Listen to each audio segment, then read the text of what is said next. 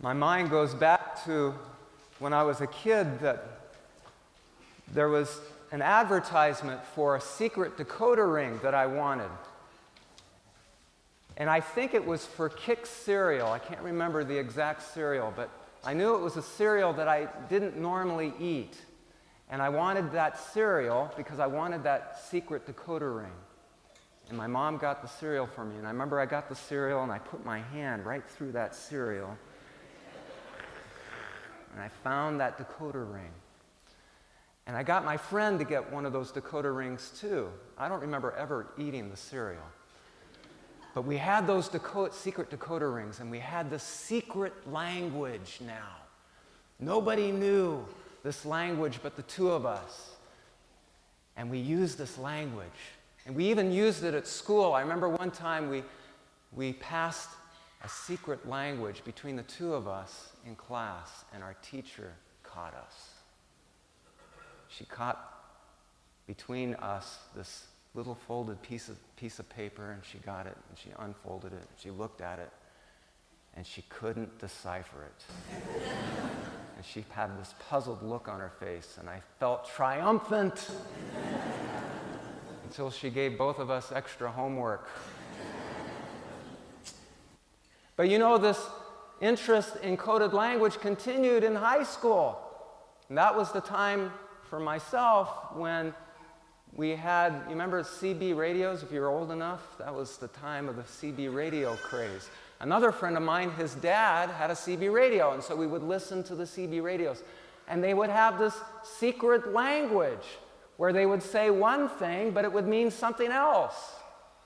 You know, things like Smokey Bear. You know, it wasn't a four-legged animal. You know, it was a highway patrolman. You know, it was during that time they had that,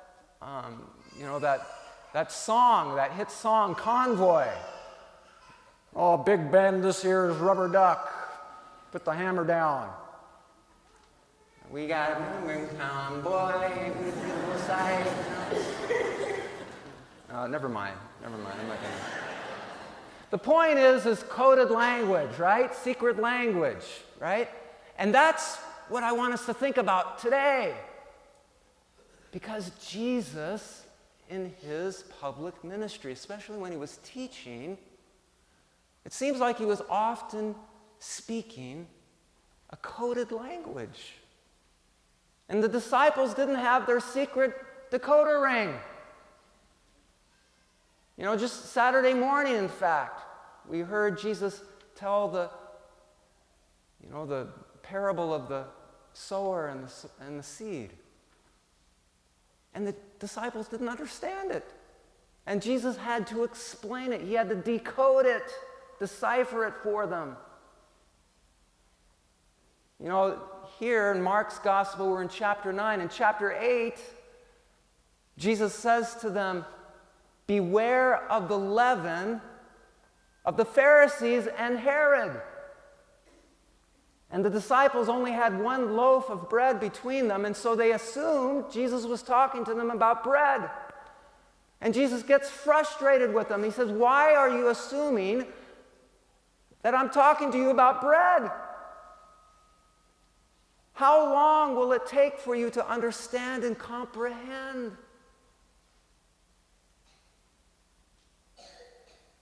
They don't have their secret decoder ring.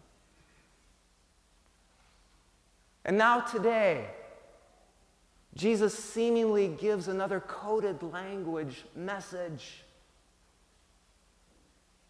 He's saying, as they're going to Jerusalem, they're now heading towards Jerusalem, the Son of Man will be handed over to men, and they will kill him.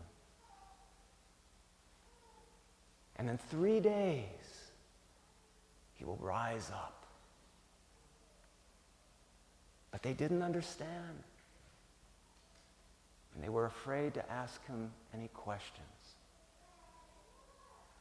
But my friends, they didn't understand not because they couldn't decode the message,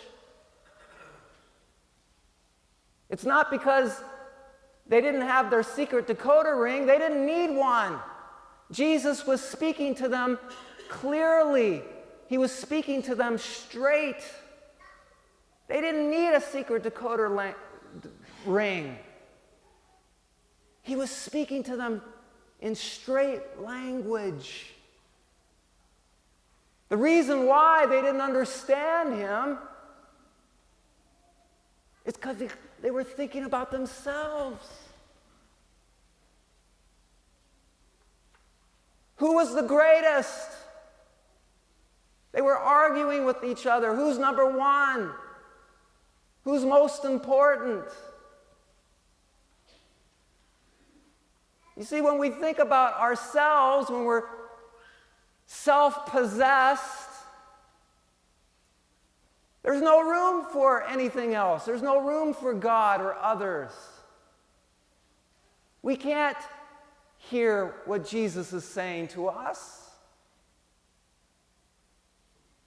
How often is the case that Jesus speaks to us and we're not listening because we're thinking about ourselves? You know, today Jesus is speaking to us. The scriptures are proclaimed. Jesus is here now. Do we hear him? When we go out of this church today, and we do our daily activities, Jesus is present to us. Are we aware of him? Do we see him? Or are we self-absorbed? Jesus often speaks to us through others. Do we hear him speaking to us? We don't need a secret decoder ring for that. All we need is the eyes and ears of faith. All we need to do is be attuned to him. Rather than to be self-absorbed, we need to reach out, to listen and to see.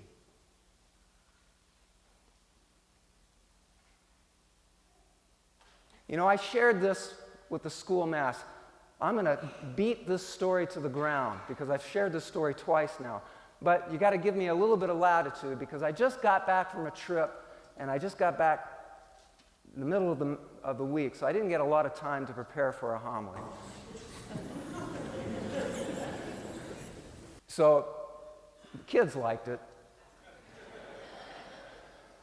But I got back from Iowa, and I flew on the plane back to Tampa, and I was on this plane, and right across from me on this plane was this mother and her little boy. And the little boy was no more than maybe 2 years old. And I felt bad for this mother because the mother was trying to take care of the little boy, but the little boy just wasn't happy, and he couldn't be satisfied. Now, on the plane, you have these screens on the back of all the chairs, right? And so the mother was trying to appease him with first putting a movie on. So she put like one of those Disney animated movies on. And that worked for a little bit. And then it didn't work. And that little boy, you know, he's sitting in that chair and he just goes, wah! The kids at school love that. And then she got some toys out and, you know, distracted him for a little bit. And that worked for a little bit. And then it didn't work. And then he started crying again. Wah! And then by now, some of the other passengers on the plane, especially ones closest, were starting to get annoyed. And so they had these faces. You know, I'm watching all of this, you know. You know, they...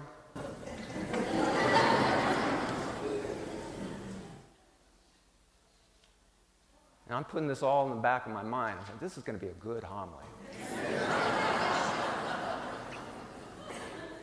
Then she gets out some cookies and crackers. You know, and this works for a little bit. And then it didn't work anymore.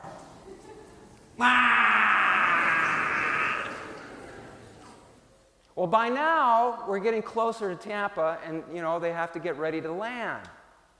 And I don't know how it works, but I don't know if it's the captain or there's just, this automated thing. Well, the screens on these TVs, they shut off. That little boy didn't like that. And he wanted everybody on the plane to know that he did not like that.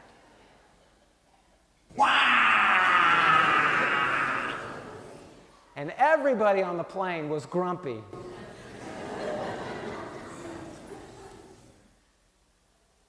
That just reminded me of something about human nature.